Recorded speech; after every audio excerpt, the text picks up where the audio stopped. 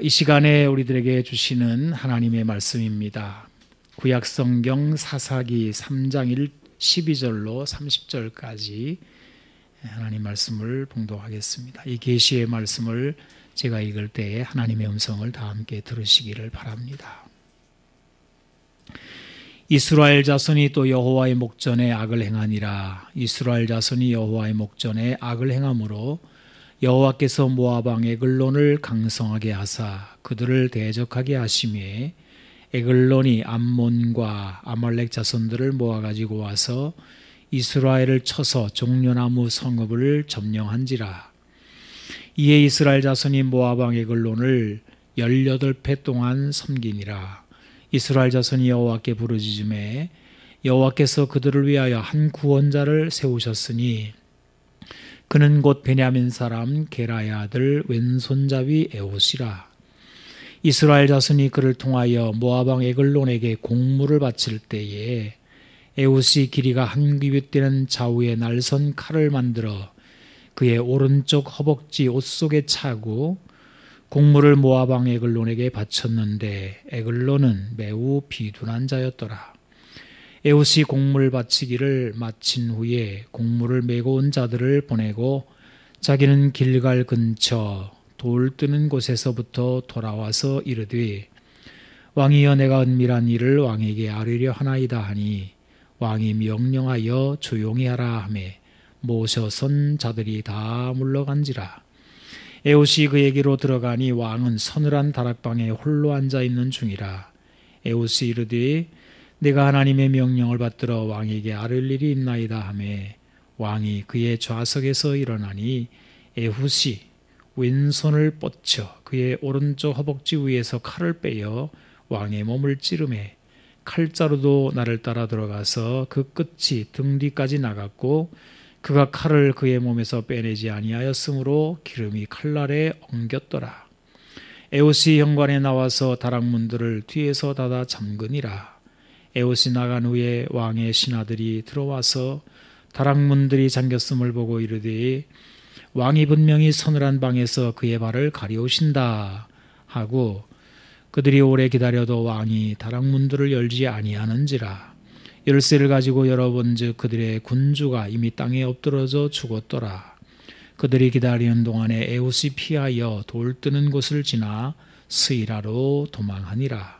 그가 이르러 에브라임 산지에서 나팔을 불매 이스라엘 자손이 산지에서 그를 따라 내려오니 에옷이 앞서가며 그들에게 이르되 나를 따르라. 여호와께서 너희 원수들인 모압을 너희 손에 넘겨주셨느니라 하매 무리가 에옷을 따라 내려가 모압 맞은편 요단강 나루를 장악하여 한 사람도 건너지 못하게 하였고 그때 모압 사람 약 10,000명을 죽였으니 모두 장사요 모두 용사라. 한 사람도 도망하지 못하였더라. 그날에 모압이 이스라엘 수하에 굴복하매 그 땅이 80년 동안 평온하였더라. 아멘. 오늘 본문의 말씀은 이스라엘의 구원자 에훗이라는 사람을 기록하고 있습니다. 본문은 사사기의 한 부분인데요. 사사기에는 드보라나 기드온 같은 사사들이 나옵니다. 하지만 여기 나오는 에훗은 사사라는 말을 쓰지 않고 있습니다. 그는 구원자라고 되어 있습니다. 오늘날의 언어로 말해보자면 그는 민족을 구한 영웅이라고 할 수 있겠습니다. 우리나라에도 민족을 구하고 또 위한 영웅들이 꽤 있지 않습니까? 임진왜란 때에는 이순신 장군이 있고 또 일제강점기에는 안중근 의사나 혹은 윤봉길 의사 같은 이들이 다 민족의 영웅들이라고 하겠습니다. 그러면 오늘 우리가 읽은 본문의 말씀은 에훗을 이룬 민족의 영웅으로서 구원자라고 그렇게 소개하고 있는 것일까? 오늘 우리는 본문에 나오는 하나님 말씀을 통해서 무슨 말씀을 어떤 메시지를 듣는 것일까 생각해 봅니다. 사실 성경에 나오는 인물들 중에 영웅은 없습니다. 성경에 수많은 인물들이 등장하지만 성경이 전하려고 하는 것은 영웅의 이야기는 아닙니다. 본문은 짧은 에피소드를 담고 있는데요. 그러나 기간은 한 100년 정도 기간의 내용입니다. 이 긴 시간에 비하면 참으로 짧은 이야기가 담겨 있습니다. 그리고 여기 나오는 이야기들 중에는 다분히 여러 각도로 해석이 될 수 있는 부분이 나옵니다. 제가 풀어서 설명을 드리겠습니다마는 이 어떻게 보느냐에 따라서 이해도 달라질 수가 있습니다. 그중 하나가 이 모압 왕 에글론에 대한 묘사입니다. 우리말로 17절에는 그를 매우 비둔한 자 이렇게 번역을 했습니다마는 이 비둔하다는 것은 우리말로 우리가 쓸 때는 저 사람 비둔해 그럴 때는 살이 너무 쪄서 움직임도 둔하고 이런 뜻이 아니겠습니까? 하지만 원문에 나오는 이 비둔이라고 하는 단어는 그런 말은 아닙니다. 이 단어가 다른 성경에 어떻게 쓰였냐 보면 알 수 있는데요. 다니엘서 1장에 다니엘의 얼굴에 살이 올라 더욱 윤택하여 라고 하는 그 단어, 부분이 똑같은 단어입니다. 또 시편에도 나오는데요. 시편 73편에 보게 되면 악인이 형통해서 죽을 때에도 그 힘이 강건하여 라고 되어 있습니다. 그때에도 이 단어가 쓰입니다. 이처럼 에글론의 살찐 몸을 나타내는 이 단어 비둔하다라는 뜻이 아닙니다.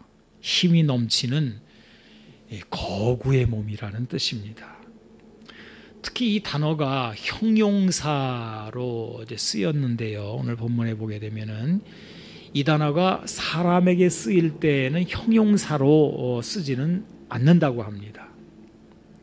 그럼 언제 이 단어가 형용사로 쓰이느냐 하면 동물이나 혹은 곡물 이런 데 살쪘다는 데 형용사로 쓴다는 것이죠. 그래서 창세기에 보게 되면 바로 왕이 꿈을 꾸는데 살지고 아름다운 7 암소 또 무성하고 충실한 7 이삭이 나오잖아요. 이런 소나 곡식이 아주 튼실하게 살이 오르고 건강해 보이는 그런 때에 이 형용사를 쓰는 것입니다. 그런데 이렇게 소나 곡식에 형용하는 데 쓰는 단어가 에글론, 사람에게 쓰입니다. 흥미로운 것은 이 에글론이라고 하는 이름의 뜻이 송아지, 소라는 뜻입니다. 오늘 본문은 이스라엘을 대적하는 모압의 왕이 살찐 소 같은 인물이더라는 것을 우리에게 전하고 있는 것입니다.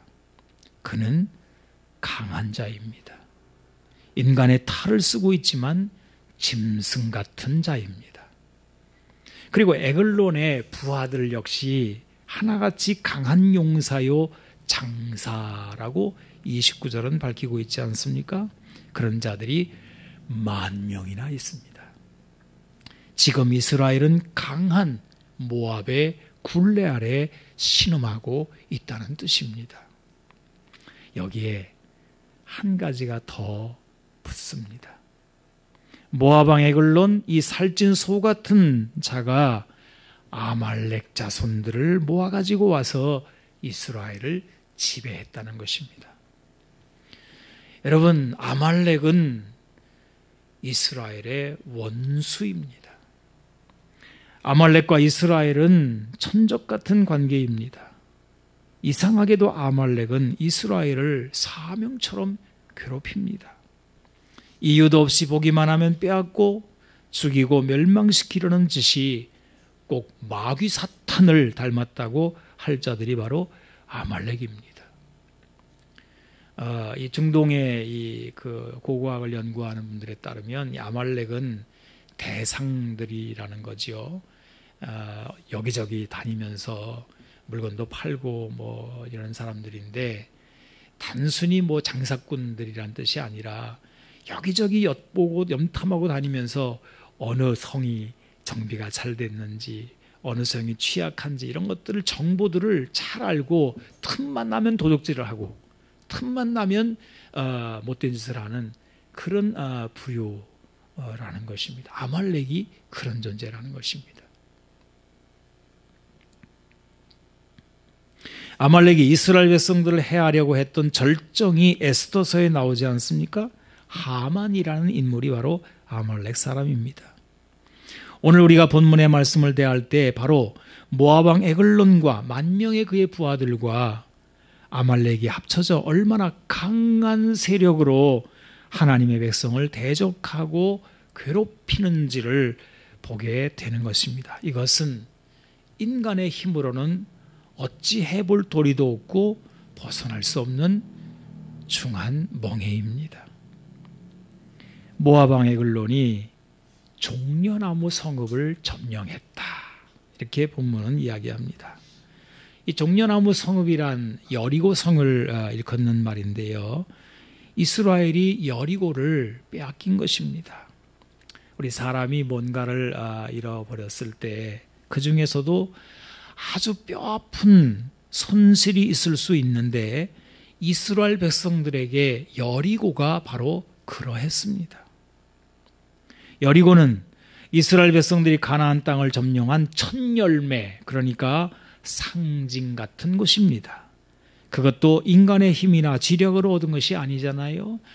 7바퀴를 돌고 그리고 여리고 성이 무너져서 정말 놀라운 하나님의 은혜로 전적인 은혜로 주어진 것이 바로 여리고란 말이에요.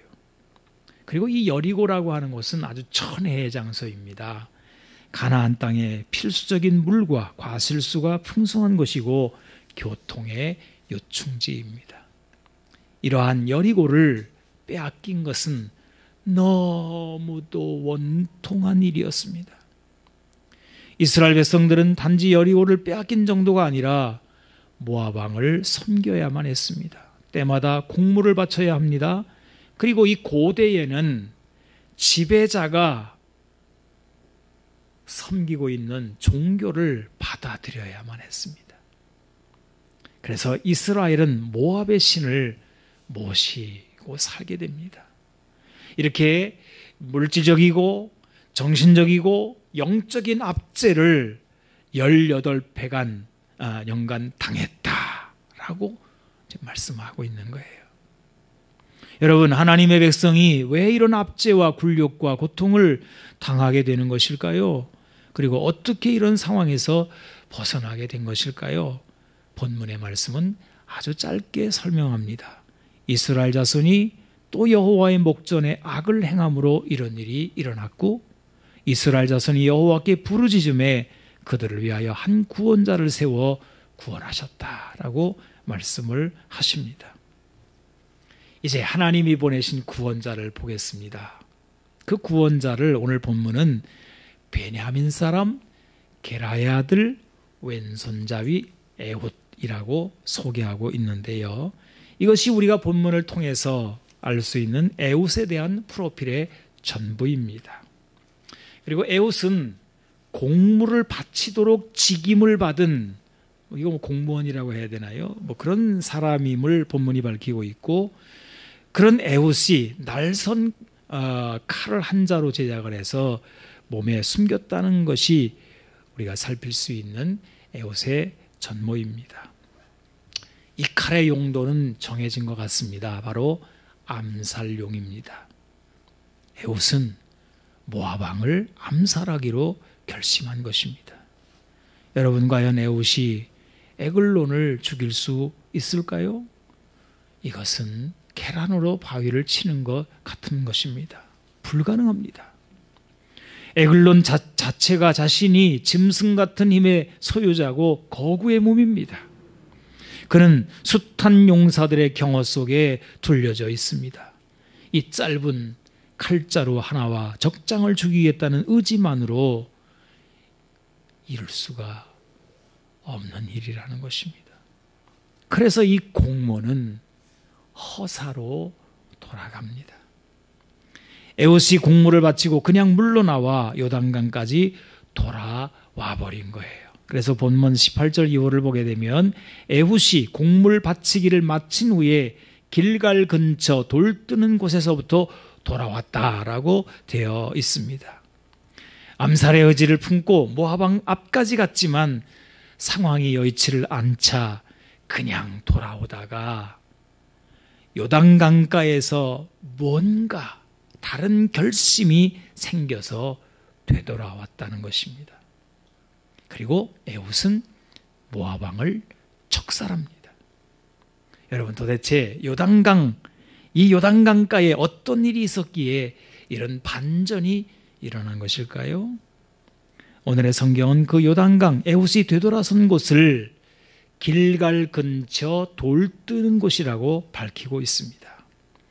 도대체 이곳에 무슨 기운이 있어 에훗의 심약해진 거사의 마음에 다시 불을 붙인 것일까요? 오늘 우리는 이것을 밝히기를 바랍니다. 그리하여 우리들의 신앙생활에서도 어떤 뜻을 품고 살다가 낙심하거나 힘을 잃거나 피곤한 마음에 지쳐갈 때 이 말씀이 주는 능력을 알게 되기를 원합니다. 자, 먼저 에훗을 살펴보겠습니다. 그는 왼손잡이입니다. 그런데 베냐민 사람이라는 거예요. 참으로 이상한 말씀입니다. 여러분, 베냐민은 야곱의 막내 아들이잖아요. 그가 태어날 때 어머니가 산고로 죽습니다. 그의 어미가 죽으면서 이 아들의 이름을 베노니라고 불렀는데요, 슬픔의 아들이라는 뜻입니다. 하지만 아버지 야곱은 이 이름을 거절하고 베냐민이라고 고쳐 불렀습니다. 베냐민은 오른손의 아들이라는 뜻입니다. 이 이스라엘 문화권에서 오른손은 언제나 힘과 권능을 상징합니다. 오른손의 아들 베냐민. 여러분, 베냐민은 그러면 오른손의 아들답게 살았을까요? 베냐민과 그의 후손들은 그 지파가 그 아비의 소원대로 힘있는 아들, 힘있는 지파가 되었을까요? 그런데 성경 어디를 살펴봐도 그렇지를 못했습니다. 그는 12명의 아들 중 꼴찌 막내란 말이에요. 이스라엘이 가나안 땅에 들어가 점령을 하고 땅을 분배할 때 베냐민 지파가 받은 땅을 보게 되면 그냥 한눈에 시야가 다 들어올 정도로 작아요. 인원수가 작은 거죠. 그만큼 베냐민 지파는 작고 나약한 지파입니다. 베냐민 지파는 정복 전쟁에도 미약해서요, 여부수 족속을 몰아내지를 못합니다. 그래서 다른 지파들이 막 도와줘요.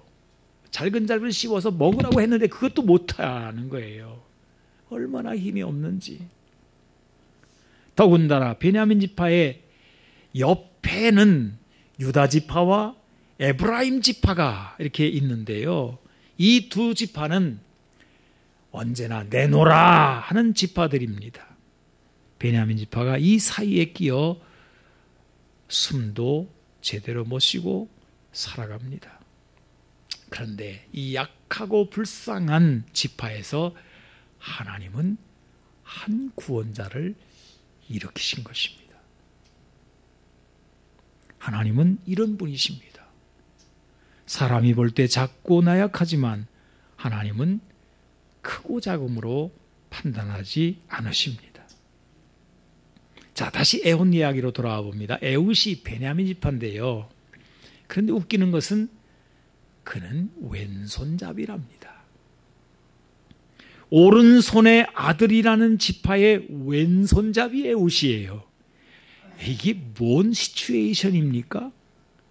이게 무슨 아이러니란 말입니까? 그런데 이 왼손잡이라는 말이, 단어가 참 어렵습니다. 왜냐하면 이 단어는 성경에 한 번밖에 안 나오는 단어이기 때문입니다. 이것을 하팍스라고 하는데요, 하팍스란 한 번밖에 안 나오거나 너무 드물게 사용되기 때문에 그 단어의 뜻을 정확하게 모르는 옛말을 가리킬 때 사용하는 표현입니다. 에웃이 왼손잡이라는 말은 합학스입니다. 그래서 학자들마다 이게 뭔 의미인가를 놓고 이 의견이 이제 분분해요. 대체로 두 가지로 나눠집니다. 하나는 왼손잡이를 장애로 보는 해석입니다. 에웃은 오른손을 쓰지 못하는 장애자였다는 해석입니다. 이 해석에 따르면 에웃은 장애자로서 모압 왕, 그 거구, 그 엄청난 힘의 소유자, 소 같은 자를 죽였다는 거예요. 이렇게 되면 다윗과 골리앗 같은 이야기가 되는 것입니다. 자, 또 하나의 해석은 양손잡이라는 겁니다. 에웃은 왼손도 오른손처럼 자유자재로 사용한 양손잡이라는 뜻입니다. 자, 여러분 어떤 해석이 마음에 드십니까? 뭐 싸울 필요는 없습니다. 장애파, 양손잡이파로 싸울 필요는 없고요. 중요한 것은 에웃이 왼손을 능력 있게 썼다는 것이니까요. 사실 에웃이라고 하는 이름도 이 능력이라는 뜻이 들어 있습니다. 이 이름은 아버지가 지어주지 않습니까? 이게 조금 이따 우리가 생각해 볼 터인데 왜 이 아들의 이름을 이렇게 졌는지. 에라고 하는 말은 어디에라는 뜻이고요. 그 다음에 호드라는 말은 힘은 누구로부터 오는가? 힘이 어디에서 오냐? 누구로부터 오느냐? 라는 뜻의 이름이 바로 여기 에훗의 이름의 뜻입니다. 여러분 이게 중요합니다. 에훗이 소 같은 에글론을 죽일 수 있었던 힘이 어디에서 비롯된 것인가를 나타내고자 함이 오늘 본문이 가지고 있는 가장 중요한 질문이기 때문입니다. 여러분 민족의 미래를 걸고 칼을 품었던 에훗의 결심이 막상 에글론 앞에서 그냥 무너지잖아요. 현실은 생각과 달랐던 것입니다. 에훗이 밤새 결심하고 또 결심했던 그 결심이 현실 앞에서 그냥 무너져 버렸어요. 그러니 도대체 힘은 어디서 오는 것입니까? 이것이 오늘 본문이 우리에게 던지는 질문입니다. 에훗이 이 에훗의 약함이 강함으로 돌아선 곳이 바로 요단강가였습니다. 자, 우리 다시 한번 18절 19절을 보겠습니다. 제가 읽어볼게요. 에훗이 곡물 바치기를 마친 후에 곡물을 메고 온 자들을 보내고 자기는 길갈 근처 돌 뜨는 곳에서부터 돌아와서 이르되 왕이여 내가 은밀한 일을 왕에게 아뢰려 하나이다 하니 왕이 명령하여 조용히 하라 하매 모서 선자들이 다 물러갔다. 자, 에훗은 거사에 실패를 하고 집으로 돌아가는 길에 새로운 결심을 하게 됐는데요. 그래서 다시 에글론에게로 돌아갑니다. 되돌아간 거지요. 도대체 에훗이 요단강가에서 뭘 봤기에 이런 반전이 일어났느냐 말이에요. 도대체 길갈 근처 돌 뜨는 곳에서 본 것이 무엇이기에 에훗이 새 힘을 얻은 것이냐. 이런 질문입니다. 우리는 이것을 밝혀야만 합니다. 역시 이 부분도 해석이 좀 어려운 부분이 되겠는데요. 이 돌 뜨는 곳이라는 게 이제 뭘 말하는 것이냐에 대한 해석의 분분함입니다. 여러분 돌 뜨는 곳은 우리말로 번역된 이 돌 뜨는 곳이라는 말은 이제 번역을 그렇게 했어요. 채석장이라는 뜻이죠. 그래서 에훗이 채석장에서 돌아와 거사를 치렀다라고 하는 해석이 되는 겁니다. 자, 그다음에 또 하나 해석은 이곳이 우상을 제작하는 곳이었다라는 해석입니다. 이 채석장과 우상 제작을 이렇게 연결하는 거죠. 우리나라에도 그렇잖아요. 뭐 돌 있는 곳에 뭐 이렇게 많이 만드는 바로 그런 곳이 또 되지 않습니까? 자, 그런데 이 단어의 원래 의미는 하나님의 임재를 상징하는 돌들이라는 뜻입니다. 돌이 있는데 그냥 돌들이 아니라 돌에 하나님을 생각하게 하는 의미가 들어있는 돌들이라는 뜻이란 말이에요. 이거를 채석장이라고도 번역을 하고 우상 제작하는 곳이라고 번역했습니다마는 히브리어를 연구하는 사람들은 아니야, 그런 뜻이 아니라 이건 하나님의 임재를 상징하는 돌이라는 뜻이야 라고 밝히고 있는 거예요. 이게 요단강 길갈에 있다라는 겁니다. 그리고 이 돌들에 대한 이야기가 성경에 따로 나옵니다. 바로 여호수아서입니다. 제가 4장 19절에서 24절을 읽어보겠습니다. 잘 보십시오, 여러분. 첫째 달 10일에 백성이 요단에서 올라와 여리고 동쪽 경계 길갈에 진침해. 자, 길갈이 나오죠. 여호수아가 요단에서 가져온 그 12돌을 길갈에 세우고 이스라엘 자손들에게 말하여 이르되 후일에 너희 자손들이 그들의 아버지에게 묻기를 이 돌들은 무슨 뜻이니까 하거든 너희는 너희 자손들에게 알게 하여 이르기를 이스라엘이 마른 땅을 밟고 이 요단을 건넜음이라. 너희 하나님 여호와께서 요단물을 너희 앞에서 마르게 하사 너희를 건너게 하신 것이 너희 하나님 여호와께서 우리 앞에 홍해를 말리시고 우리를 건너게 하심과 같았나니 이는 땅의 모든 백성에게 여호와의 손이 강하신 것을 알게 하며 너희가 너희 하나님 여호와를 항상 경외하게 하려 하심이라 하라. 자, 이스라엘 백성들이 가나안 땅으로 들어가는 장면입니다. 그런데 큰 장벽이 그들의 앞을 가로막고 있는 거예요. 바로 요단강입니다. 사실 요단강은요, 저도 가서 봤습니다만은 큰 강은 아닙니다. 셋강이라고 해야 될까요?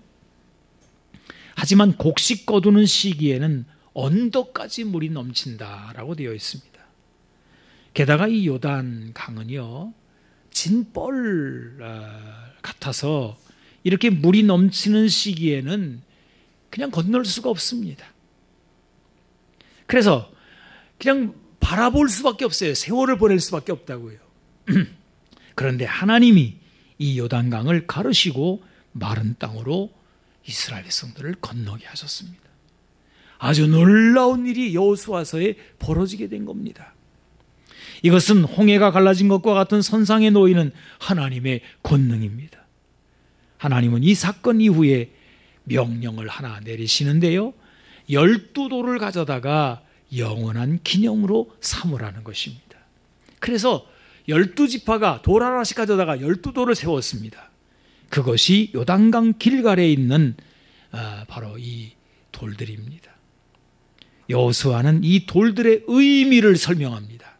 후일의 자식들이 이 돌들이 무엇이냐 물으면 이렇게 대답하라는 설명이에요. 여러분 다시 한번 22절부터 끝절까지 다시 읽어보겠습니다. 너희는 너희의 자손들에게 알게 하여 이르기를 이스라엘이 마른 땅을 밟고 이 요단을 건넜음이라. 너희 하나님 여호와께서 요단물이 너희 앞에 마르게 하사 너희를 건너게 하신 것 같이 건너게 하신 것이 너희 하나님 여호와께서 우리 앞에 홍해를 말리시고 우리를 건너게 하심과 같았나니 이는 땅의 모든 백성에게 여호와의 손이 강하신 것을 알게 하며 너희가 너희 하나님 여호와를 항상 경외하게 하려 하심이라 하라. 자, 이 돌들의 의미는 두 가지입니다.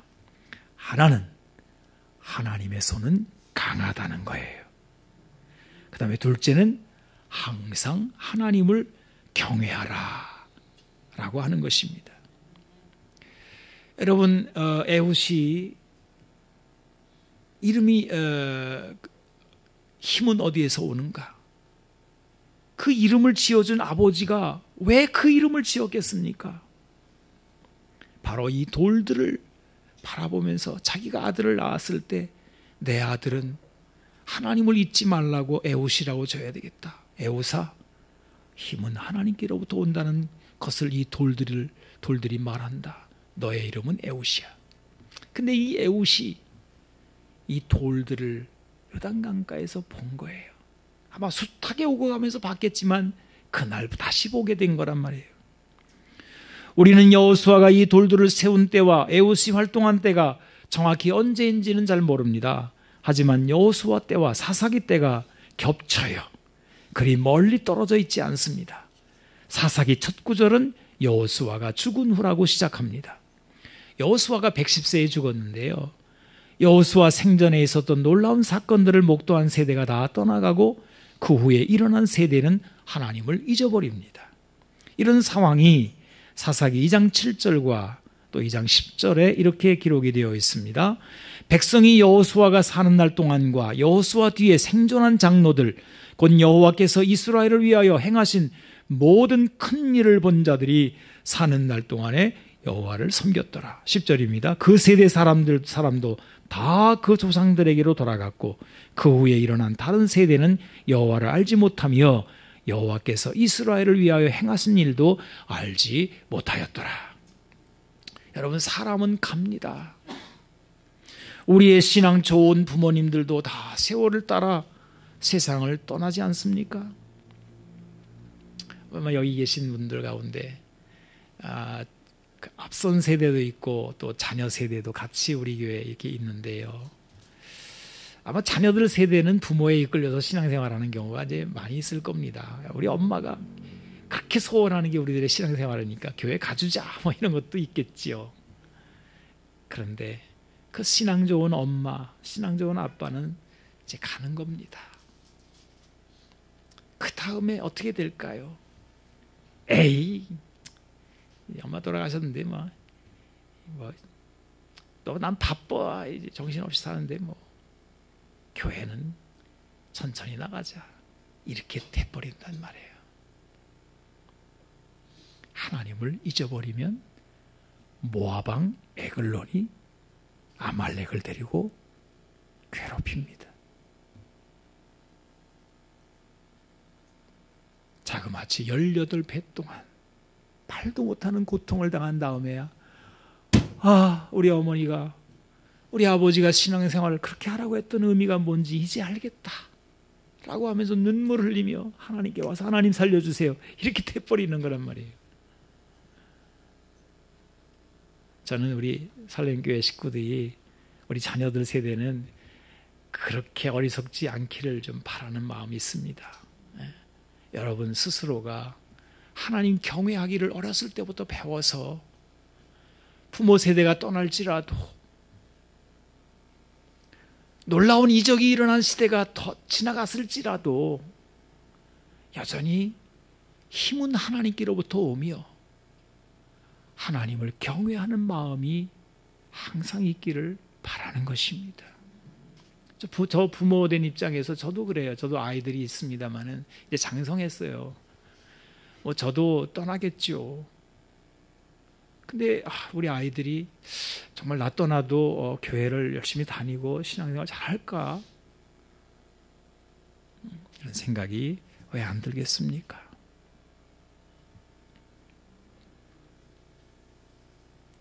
여러분, 우리 신앙 좋은 부모님들이 다 세월을 따라 이제 이렇게 갈 수밖에 없는데요. 하지만 사람은 떠나도 길갈의 바위는 여전히 남아있더라는 거예요. 이 바위들은 하나님의 행하신 일들의 증인들입니다. 바위들은 말없이 거기에 서 있지만 또한 말없이 하나님의 행사를 증언합니다. 능력은 하나님의 손에 있다는 것을 우리는 이것을 들을 수 있어야 합니다.